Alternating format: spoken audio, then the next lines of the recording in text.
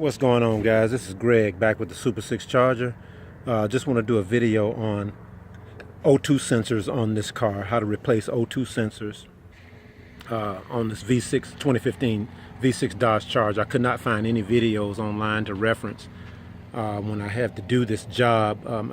As I said in my last video, I had a check engine light on and it threw a couple of codes, a P113D and a P113E, which were both oxygen sensor codes.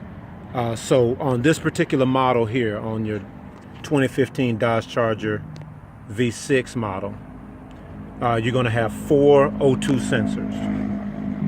And if you look on this side, is a little bit less obstructed. So if you look here, there is the first O2 sensor. This is the upstream O2 sensor, okay?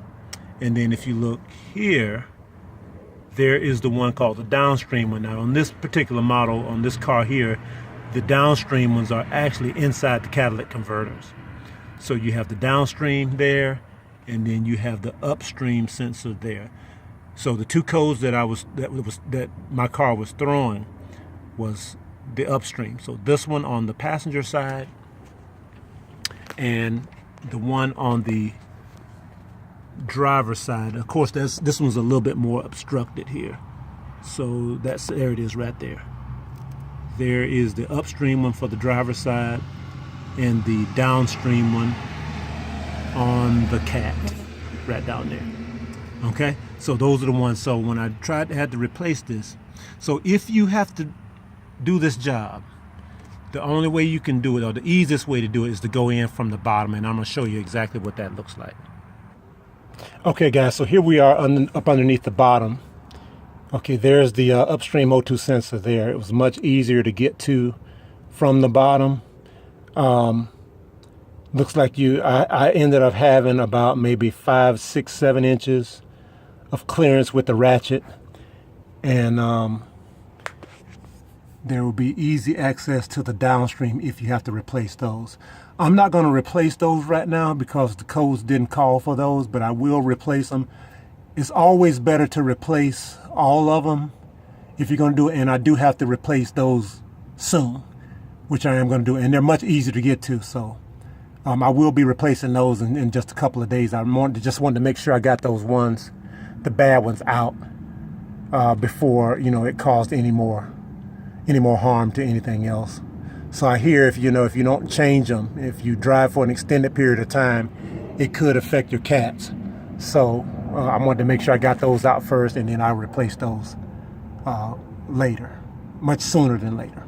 All right, so I'm going to show you the tools that I used to get this done. Okay, guys, so the tools I used here, since the O2 sensors may have some rust from the manifold, that it can kind of seize up in there a little bit, so you want to get some stuff to kind of release that. I got some of this stuff called Blaster penetrating catalyst, and I got this from O'Reilly for about $6. So what I did was sprayed this on around the base of the O2 sensor. So I'm going to actually use the old ones. These are the old ones that came out. So you want to spray that right around the edge here so it can penetrate. And I sprayed it on there and left it on maybe about 25 or 30 minutes so it can get in there really good, and was able to break that loose. So here's the tool I used here. It was a regular ratchet, and this is a O2 sensor socket. Now the first one I had was actually this one. This one's good, but for this particular car, it didn't give me enough clearance to use this one. So this was actually taking up too much clearance, and it didn't give me really good access to actually get any torque on the wrench. So for this particular car here, this one worked a lot better. And I was able to get my ratchet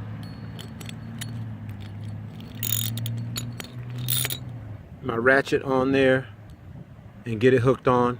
And then I needed some kind of pipe or something with a hole so you can get some really good leverage, so you can get some torque on the end. So the longer your your handle is, the more torque and less effort you need to break that sensor loose.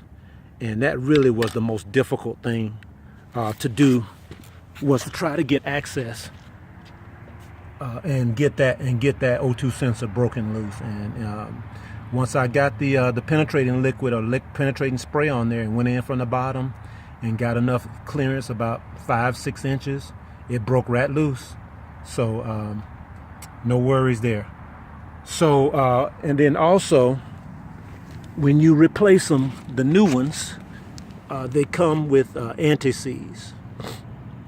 So you want to make sure that when you replace the new ones, I have to show you on the old ones because I already put the new ones in. You want to get that anti-seize on the new one right here in the threads. Okay. By the way, we're looking at this and it is,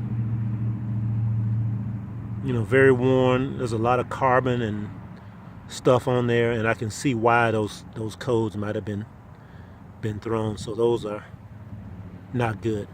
So once you screw them out of the cat, break them loose and screw them out of the manifold or the cat, you do have to unplug them, and then the new ones just plug in. They're identical to this one, and the new ones just plug back in once you screw that in and torque it down. Okay, so that's pretty much all you need. This particular piece here from O'Reilly, this was $13, and as I said before, the blaster was $6, and that's all you need. And I found a piece of pipe. This pipe is about maybe I think probably about 18-19 inches worth of pipe to get your good torque down. But anyway, I used Bosch. We're going to see how this works, how these work. They're supposed to be OEM compatible, so we should be good with that.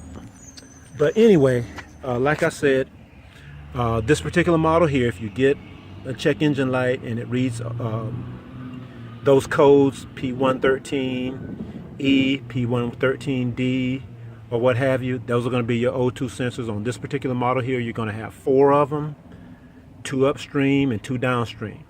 Okay, so I really hope this helps. I am going to let the car down. Oh, let me show you also, guys. I was able to get to mine by just simply, this gave me enough clearance to get up under the car. It was kind of tight, but this is all I had, so I was able to use these Rhino ramps to get up underneath the car and get that taken care of. So if you have some of these will work, or as high as you can get the car up, the easier it'll be. Also, make sure you chock your wheels as well. I had some bricks. Not only do I have them on the Rhino ramps, but I also made sure I used some bricks to chock my wheels, so if anything was to happen, the car won't roll. I had another one here, but I've already put that one back since I was done with the job. So you want to make sure you chock your wheels. You want to be safe. And I will update you guys once I get the car down off of the ramps and run it a little bit on those, see if those codes are clear, and I will update you then. But guys, I hope this helps. If you happen to run into this problem, if you have any questions, just put them in the comments. Thank you guys so much for your support. Thank you for listening. Thank you for watching. And then I'll get at you later. Super 6 Charger out.